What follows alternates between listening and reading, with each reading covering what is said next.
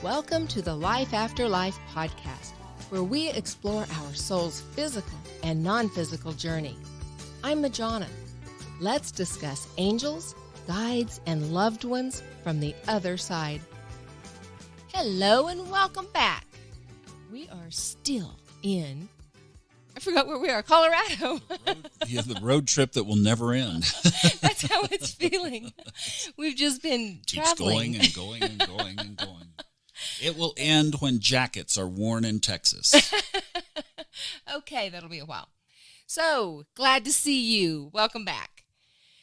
Again, another question from a listener that I love. If you have questions or comments, we would love to hear from you. You can get us at Majona@lifeafterliferadio.com.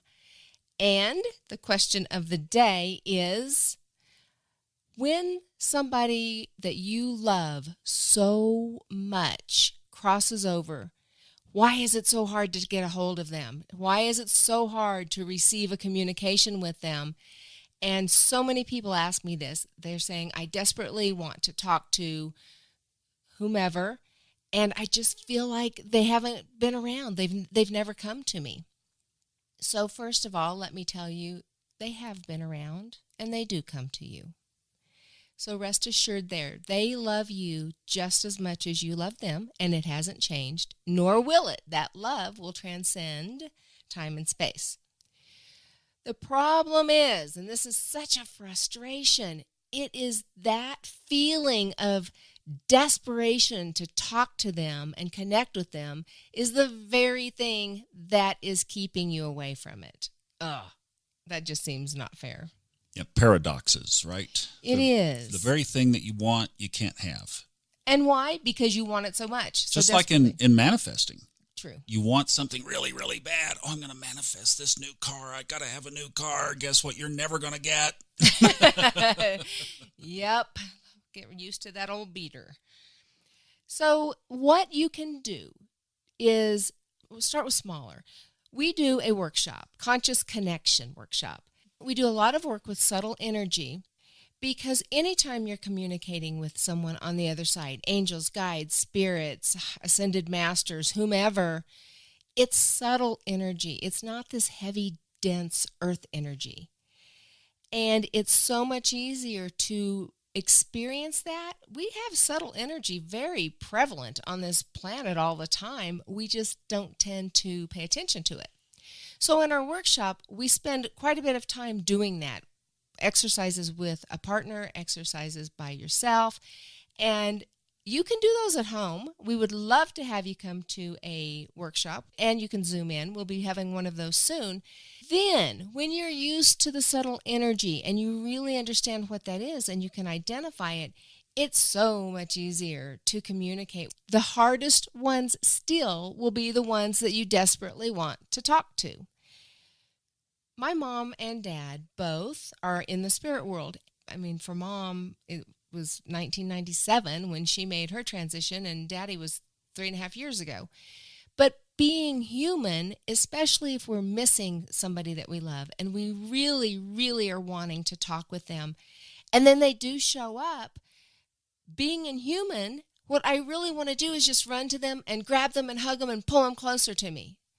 And if I try to do that, what do you think happens? They go away. That connection drops because I'm being too forceful.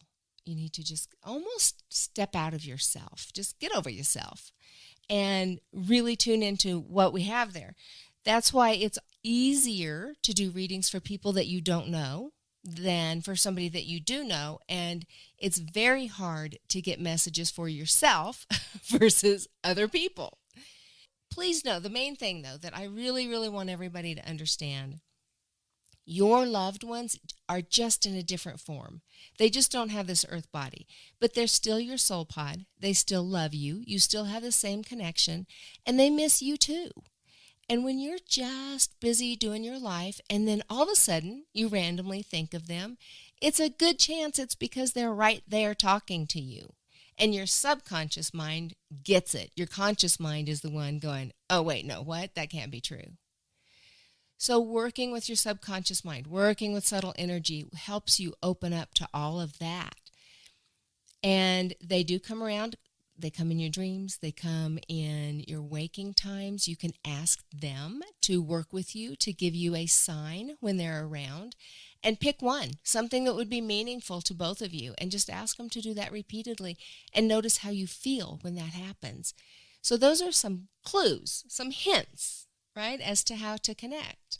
I'm kind of the newbie here, so I might be more like the audience, experiencing things that they might experience. And for me, it just happens. It kind of happens when it happens. It's like I haven't been able to get to that point where it's invited and responsive. And often, I bet, that happens when you are not thinking about it at all. Well, sometimes there's a prompt, like the story I told a few podcasts back of knowing that I needed to go on a walk and my grandfather was very strongly there. He wanted some communication. I felt that. But again, that was unsolicited. I was just getting ready to go for a walk. Again, it's when you're desperately trying to make a connection, it's like that energy, that frequency is just too strong. Yeah, I had no intentions. I wasn't reaching out to him or anything. It just showed up. It was just a feeling. Just a very strong presence. So I got it.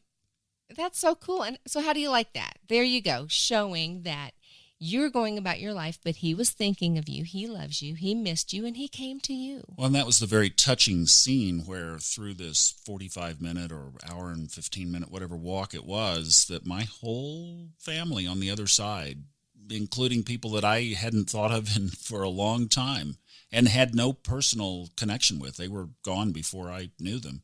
We're all there. It was a big family meeting. Isn't that cool? So how did you feel? I know we've talked about this, but... Blown away, because, we had been doing this and just blown away. Yeah, it was the work. And how was your connection with them? Did you feel like some of them you did not know, some of them you maybe had some animosity with in this lifetime, some struggles, but what did you get from them on that side? Pure love. And it was as real as this conversation right now. I love it. Love that. That's another thing that comes up a lot. If you were struggling in a relationship with someone, or you just had an argument or disagreement, and that was the last time you saw them alive on this plane, so many people have guilt about that. Did I do enough? Do they know I love them? Do they know I'm sorry? That was so stupid. Yes, they know all of that. And it could have been part of the plan. We are so judgmental. And when you let that judgment go and just be in love, I promise you, they love you. Any misunderstandings that you had with them while they were here were for both of your well-being. It was your growth. You're here and you made promises to each other to help each other grow. They can see the big picture now. They're so over that stuff. And they are sending you love. They're not holding grudges. And they're not minimizing anything that you did for them. They are just remembering the love. And they send that to you and they visit you. So tune into the Love Channel. One of the things that just putting pieces together, right? Because I had to leave an old belief system and come into this belief system because the old one just had too many holes in it. It just didn't work. But this one, you do fit the pieces together. And I loved Anita Moorjani's book, Dying to Be Me, because she explains this from her perspective. Here was a firsthand account of somebody that died for about, I believe, 45 minutes and said that what was on the other side was pure love. Okay, so my little mind, when I connect that and then the course that we did with a guy that was teaching that we come from source and source is pure love. Well, when we transition, if we follow that path, we transition back to source, which is pure love. So on the other side is pure love. And Anita Moorjani said she tried to put it in words. She tried to express what that love felt, and human language does not have it. Yes. It's amazing. Yeah. Sometimes I'm just ready to go be reminded of all of that. But I do think we're so limiting. Being human is so limiting, and our vocabulary.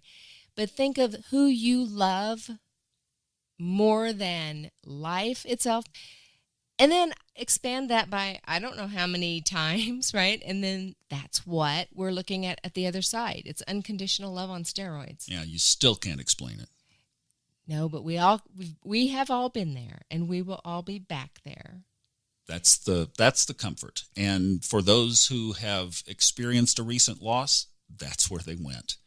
They went back to Source, and Source is love. That's right. And they do love you, and they come to see you, and we'll work on some workshops on this and some more podcasts. So if you have other questions, toss them out here to us. And even if we've already addressed it, hearing it in a different way can be beneficial.